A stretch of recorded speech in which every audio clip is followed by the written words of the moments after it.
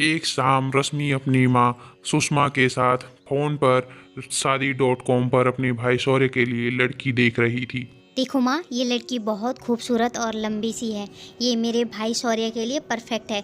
हम इसी लड़की को अपने भाई के लिए चूज करते हैं। तभी वहाँ घर की बड़ी बहू ईशानी भी आ जाती है। माँ जी, रश्मि चलो खाना लग गया है, खाना खा लो। बड़ी बहू जरा यहाँ तो आ। हम तेरे देवर शौर्य के लिए शादी.com पे एक लड़की ढूंढ रहे हैं और हमें एक लड़की पसंद भी आ गई है जो कि काफी अमीर घराने की है। तेरे गरीब मायके वालों की तरह नहीं कि दहेज के नाम पर बस तुझे हमें पकड़ा दिया और कुछ फूटी कौड़ी भी नहीं दी हमारे बेटे को। लेकिन इस बार देखना तू, मैं अपने शौर्य के लिए एक अमीर लड़की लेकर आऊंगी जो कि खूब सारा दहेज लाएगी। तभी वहाँ शौर्य एक लड़की के साथ गले में वरमाला डाले आ जाता है। बेटा शौर्य, ये लड़की कौन है? माँ, ये आपकी बहू है। हम दोनों ने शादी कर ली है। क्या नालायक, तूने शादी कर ली? लेकिन मैं इस शादी को नहीं मानती। लेकिन आपके मानने न मानने से क्या होता है? वो आपने सुना नहीं है, जब मियाँ बीवी राजी तो क्या करेगा काजी। और वैसे भी मैं कानूनन अब शौर्य की बीवी हूँ। मैं जानती हूँ शौर्य, जरूर इस डायन ने तुझ पर कोई काला जादू किया है, लेकिन मैं इसे अपनी बहू नहीं मानूंगी। सासू माँ, आपको समझ में नहीं आती है क्या? मैं कानूनन शौर्य की बीवी बन चुकी हूँ। चलिए अब नखरे मत दिखाइए, जल्दी से जाकर आरती की थाली ले आइए और मेरा गृह प्रवेश कीजिए। बेमन से सुषमा अपनी नई बहू का गृह प्रवेश करती है और फिर शौर्य काव्या को कमरे में लेकर जाता है। माँ देखो तो जरा इस नई बहू के तेवर। बाप रे, ये तो कुछ ज्यादा ही नक्सड़ी और घमंडी लग रही है मुझे। तू चिंता मत कर बेटी, मैं इसकी अकल कल से ही ठिकाने लगाना शुरू करती हूँ। देखना कैसे मैं इसको यहाँ से भगाती हूँ। तब अगले दिन शौर्य के पिताजी यानी सुषमा के पति सुषमा से कहते हैं, अरे सुषमा, जरा देखो तो ये नई बहू अपने कमरे में अभी तक सोई है। सुबह के 11 बज चुके हैं। इस घर में नाश्ता पानी कुछ बनाएगी कि नहीं? हर घर के कुछ नियम कानून होते हैं। तुम रुको जी, मैं अभी उसको देखती हूँ। अरे नई बहू, नई बहू। थोड़ी देर बाद काव्या नहा धोकर वहाँ आ जाती है। मम्मी जी, क्यों सुबह सुबह घर को मछली बाजार बना के रखा है? इतना शोर क्यों मचा रही हो? ये क्या तरीका हुआ अपनी सास से बात करने का? शौर्य, शौर्य जल्दी यहाँ आओ। ये देखो तुम्हारे पिताजी मुझसे किस तरीके से बात कर रहे हैं। क्या बात है काव्या?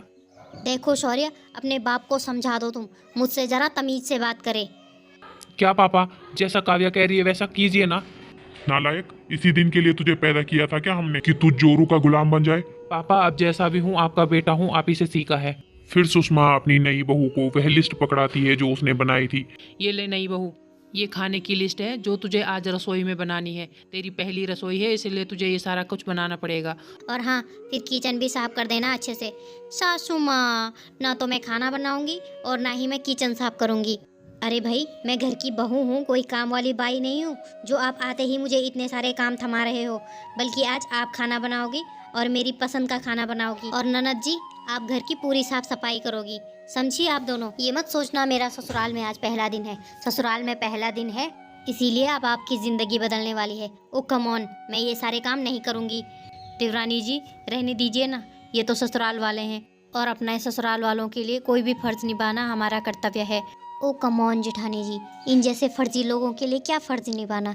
इन लोगों के साथ जो मैं कर रही हूँ वही ठीक है। बहुत कैंची जैसी जुबान चलती है ना तेरी, तुझे तो मैं छत से धक्का दे दूंगी, फिर भटकती रहना भूत की तरह। लो मम्मी जी, ये कर दी मैंने रिकॉर्डिंग। और अगर अब चुपचाप आपने मेरा बताया हुआ काम नहीं किया तो मैं पुलिस स्टेशन जाकर आप लोगों के खिलाफ रिपोर्ट लिखवा दूंगी और आप पे दहेज उत्पीड़न का और मुझ पे मारपीट का इल्ज़ाम लगा दूंगी। और फिर देखना आपको कितनी सज़ा होती है। इसीलिए चुपचाप जो मैं कहती हूँ वो आप कीजिए। नहीं नहीं नहीं बहू, तुम जैसा कहोगी हम वैसा ही करेंगे। फिर काव्या उन सबको काम पर लगा देती है। जहाँ उसकी सास किचन में खाना बनाती है, वहीं उसकी ननद घर की पूरी साफ सफाई करती अरे है। ननद जी, कितना टाइम लगाओगी साफ सफाई करने में? बस भाभी, हो गया हो गया। आपको कुछ चाहिए तो बता देना, आप वहाँ सोफे पर आराम करो। सासू माँ, कितना टाइम लगाओगी खाना बनाने में? अब क्या खाने के लिए कल तक का इंतजार करना पड़ेगा? नहीं नहीं नहीं बहू, ला रही हूँ खाना। रश्मि थक हार कर वहीं जमीन पर लेट जाती है। तभी काव्या कहती है, अरे रश्मि, ये क्या रायते की तरह क्या फैल गई हो ऐसे? खड़े उठो वहाँ से और काम पे लगो। मेरे कुछ कपड़े हैं, उन्हें धो दो। देवरानी जी, अगर आप कहें तो मैं आपके कपड़े धो लूं? नहीं जेठानी जी, आज आपकी छुट्टी है। आप आराम करेंगी। तभी सुषमा पसीने से तरबतर होकर खाना लेकर अपनी बहू के लिए आ रही होती है और सभी लोगों को खाना लगा कर देती है। ये क्या सासू माँ, कितना गंदा खाना बनाया है, मुझसे तो ये खाया भी नहीं जा रहा है। मैं ऐसा करती हूँ, कुछ बाहर से ऑर्डर कर देती हूँ। लेकिन नहीं बहू, मैंने पूरे 3 घंटे किचन में खड़े रहकर ये खाना बनाया है और बहुत मेहनत से बनाया है बेटा। तो मैं क्या करूँ, मुझे खाना अच्छा नहीं लग रहा तो नहीं लग रहा है। और ससुर जी, ये खाना बाहर कुत्तों को डाल के आ जाना, मैं नहीं खाऊंगी ऐसा घटिया खाना। लेकिन बहू, इतना सारा खाना वेस्ट हो जाएगा। वो सब कुछ मैं कुछ नहीं जानती हूँ। जाओ, या तो मेरे लिए कुछ अच्छा सा बना कर लाओ फिर से, और अगर इस बार कुछ गड़बड़ हुई तो मैं आप तीनों में से किसी को नहीं छोड़ूंगी। फिर रश्मि और उसकी माँ फिर से खाना बनाने लगती हैं। माँ, हमारे साथ ऐसा पता नहीं क्यों हो रहा है। ये नई भाभी पता नहीं क्या चाहती है हमसे। रश्मि बेटा, ये सब हमारा ही किया धरा है। जैसा हम अपनी बड़ी बहू के साथ करते थे वैसे ही आज छोटी बहू हमारे साथ कर रही है। हमने उसकी कभी कद्र नहीं की ना। इतने में वहाँ ईशानी, काव्या और शौर्य भी आ जाते हैं। चलो सासू माँ, आज आपको मेरी सहेली की कद्र तो समझ में आई और आपको एहसास तो हुआ कि आपने उसके साथ कितना गलत किया है। ईशानी मेरी बचपन की सहेली है और आप लोगों ने उसके साथ ये बिल्कुल भी अच्छा नहीं किया। क्या ये सही कह रही है ईशानी बहू? हाँ माँ जी, ये काव्या मेरी बचपन की सहेली है। दरअसल ये पढ़ाई करने के लिए शहर गई थी। जब ये शहर से लौटी तो इसकी मुलाकात देवर जी से हुई और ये दोनों एक दूसरे से प्यार करने लगे। जब देवर जी ने मुझे इसके बारे में बताया तो पता चला ये मेरी बचपन की सहेली है। हाँ माँ जी, मैं आप लोगों के साथ ऐसा करना तो नहीं चाहती थी, लेकिन जो आपने मेरी सहेली के साथ किया वो बिल्कुल ठीक नहीं किया। हमें माफ कर दे ईशानी बहू, हमने तेरे साथ बहुत गलत किया, कभी तेरी कद्र नहीं की, हमें माफ कर दे। इस तरह से नई बहू के घर में आते ही बड़ी बहू ईशानी की कद्र सबको समझ में आती है और सभी ईशानी से माफी मांगते हैं। ईशानी सबको माफ कर देती है और सभी एक साथ प्यार से रहने लगते हैं।